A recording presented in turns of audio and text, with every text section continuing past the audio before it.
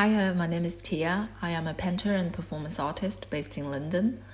I recently graduated from MA Painting at the Royal College of Art, and before that I did my BA in Fine Arts at the Richfield Academy in Amsterdam. I am half Korean and half Chinese with a Korean nationality and was mostly raised in China. Before I get started to talk into my works, I would like to thank Stan for having me on board with this wonderful project. It's been quite a long time since we first got in touch, so I'm super happy to be finally working on it now. Alright, let's get started. I feel like I have been an immigrant my whole life. Although I was mostly raised in China, I couldn't go to Chinese schools because I hold a Korean nationality. Therefore, I had to go to international schools where everyone was international. So I was never perceived as a Chinese in China, and because Korean was my native language, so I was also never being able to perceived as a Korean by Koreans either. Also throughout my life, I was constantly moving countries. I first came to UK when I was 10 because my stepfather was British, and I got bullied harshly at that time because I was one of the 3 only Asians in my school. And after that, I went to China, and then later came back to UK at 18 or 17, stayed here for 4 years, went to live in New York in between, and then went to Amsterdam for 4 years, and now I'm back in London again. And some other aspects of my background or identity that I consider impactful to me is that I have always been involved in underground or alternative things, plus as of being queer, POC, and the everyday life experience of having to live with diagnosed mental disabilities. So my root is that I have no root. And the sense of always being othered is probably my best and oldest friend. How this diaspora experience have impacted how I see the world and create art is that I see connections as energies that transcends beyond the binaries or boundaries of the biopolitical or identity limits, such as gender, race, class, and species, and how these energies are connected through each other for me as through spirituality. Therefore, my work explores these connections of the various layers within their attempts and their failures, through shamanistic experiences of channeling energies between transgression and tenderness, and through the spectacles of the unknown world of others. I am hugely influenced by Donna Haraway's proposal of the Cyborg Society under posthumanism theory. I would like to share something from her essay, Cyborg Manifesto. Quote, "A cyborg society is a society of creatures where there is no man, woman, race, or religion. Unlike humans who are prejudiced, divided, and filled with stereotypes that can't be gotten rid of, cyborgs are free. They don't know what religion is. There are no limits for them. Cyborgs are supposed to put an end to human domination. They're here to blur the last boundaries between human, animals, and technologies." End of quote. Linking that with the political situation that we're dealing with in the world, a lot of the problems that causes violence is due to the conflicts regarding borders. I resonate with the idea of radical intersectionality deeply, although I am aware that in reality this ideal world would probably never be realized. However, as an artist, I can create those worlds in my works. And another huge influence for me is spirituality. I have always been fascinated by the practice of magic. There's this book that I'm reading at the moment called The Practice of Chaos Magic. And in this book, it says that as someone who practices spirituality, we do not need to follow any particular path only, such as witchcraft or shamanism. And of course, it's beneficial to learn about them, but most importantly, it is the individual's intentions and the rituals we create ourselves that matters. And this is very liberating to me because although I have always been interested in different forms of spiritual practices, I never wanted to be bound within one particular path of doing so, and being validated with that of whatever spiritual practices I create could be as solid as any, gives me a lot of freedom and confidence in creating art. Because for me, the works I make is my spiritual practices, and for me, magic manifests its powers through art. Spirits hidden inside materials are called upon during the process of making. and the works have the potential to influence their audience's mental perception of the world. All right, next one. What are you focusing on right now? I'm focusing on a few things at the moment. Since I'm working on my paintings these days, I'll be starting with that. So the way I work with paintings is that I work with layers, and within the layers there's gestural and materiality as well as negative spaces.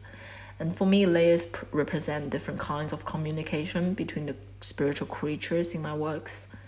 Sometimes they're connected with each other, sometimes being cut away from each other.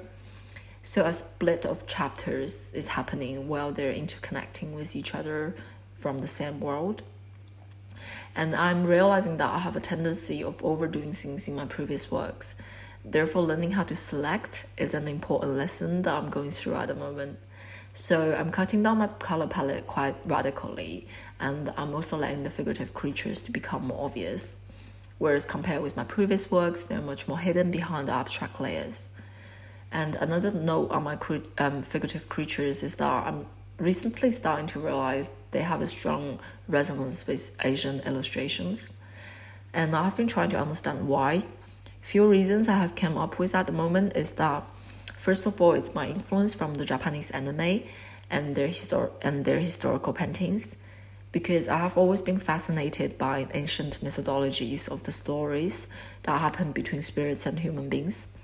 And within East Asian history and its culture, this topic has always been quite a dominant part in the conversation, therefore sort of linking it with the art that they create and so on. And second reason is that this links with my interest in tattooing, which probably comes from my interest in body art, which links with my practice in performance. So there is this wave in the tattoo community of incorporating illustrations, and I personally have a whole arm tattooed in this way, and some other ones on different parts of my body. And another thing I'm focusing on right now is that I'm working on a curation project with some of my friends, and we're almost finished with working on the proposal, and next we'll be looking at suitable spaces and fundings to present the show. I am also trying to bridge my performance and painting practices closer through materiality. I feel like I could talk about question number 6, which is about the medium and techniques here together. So my performance work have always been rooted in the communication of energies through space and the bodies. And one of my main trainings in performance is a dance form called Buto. It is a Japanese shamanistic dance that has its core based in believing everything has a spirit in it. And Buto conducts the communication with and the transformation of these spirits through the body.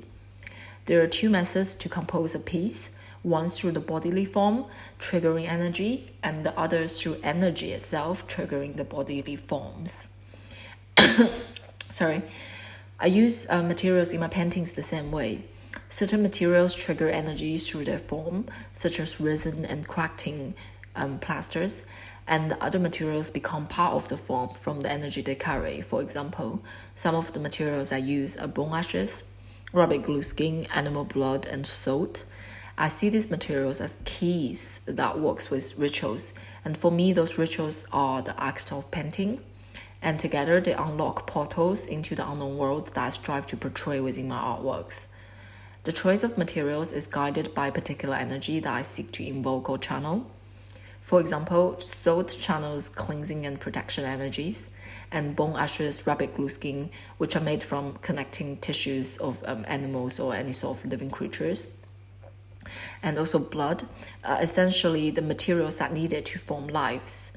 And I use these I use the combination of these to build my world in art that for me is definitely alive in a different dimension. Going back to performances, I recently performed with my performers Sylvia and Lick at the Mandrake Hotel in London, curated by Anti-Clone Gallery. In that performance, I incorporated my painterly materials that I consider conceptually important, such as salt, blood, and bone ashes. Due to the different nature of the 2 mediums, painting and performance, it was natural for me to use these materials differently. So, for example, a tiny bit of blood came from my body's interaction with broken glass while I was performing a Buto movement piece on top of them. And what was used as rubber glue skin in my paintings became this latex-ish skin outfit that the performers wear.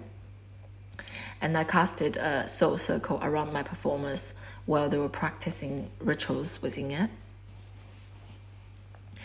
Next question, what is the biggest challenge of being an artist? I feel like at each stage of the artist's career, they encounter different challenges.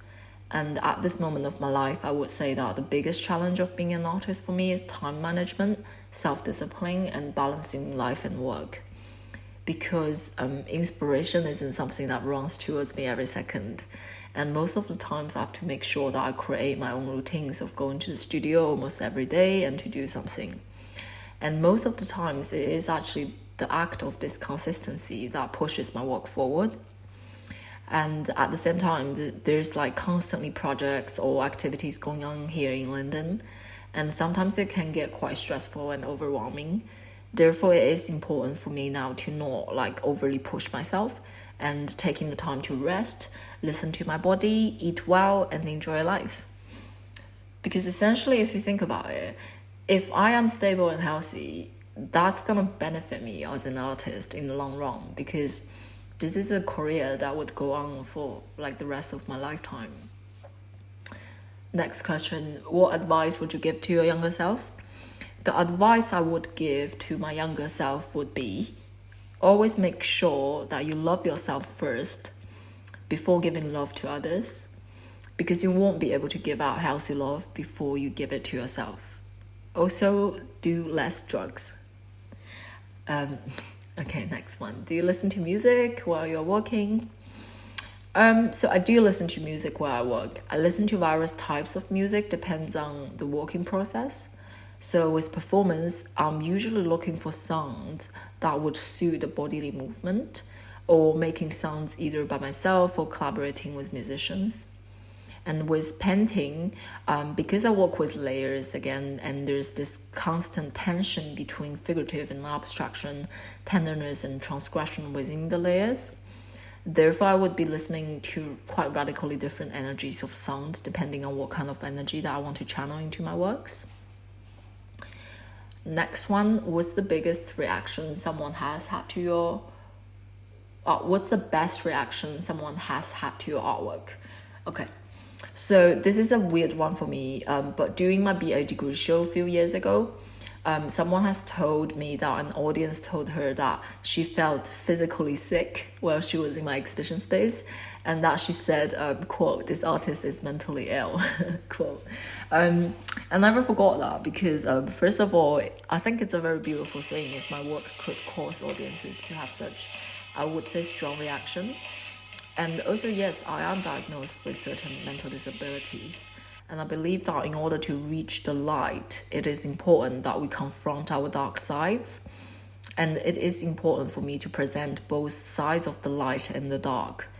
So if that voice has been sent out, I am very happy. What do you hope people to take away from your artwork? So essentially what I'm trying to do through my works is to weave a post-humanistic political statement through interconnected spiritual worlds that blurs the boundary of connections. So if my audience could sense that energy that I'm trying to channel, that would be a very beautiful thing for me. Upcoming events and social media. I'll be showing some paintings with Bump Factory's galleries at either Marylebone or Covent Garden during late November or mid-December in London. And we'll probably be having another interview coming up with Anti-Cologne Gallery in London. And I'll be doing a residency at Metropolitan Foucault Juso in Kyoto during February and March 2024. There will be an open studio at the end of the residency, and I'll probably be showing some drawings, paintings, and the live performance. My website is www.tiayoon.com, Instagram at tiayoon.com, TIAYOOON, with 3 O's. Thank you for having me in this wonderful project. I think this is a very beautiful platform for artists to share their practices, and I am grateful to see projects like this happening, and I'm grateful to be participating in it. Thank you.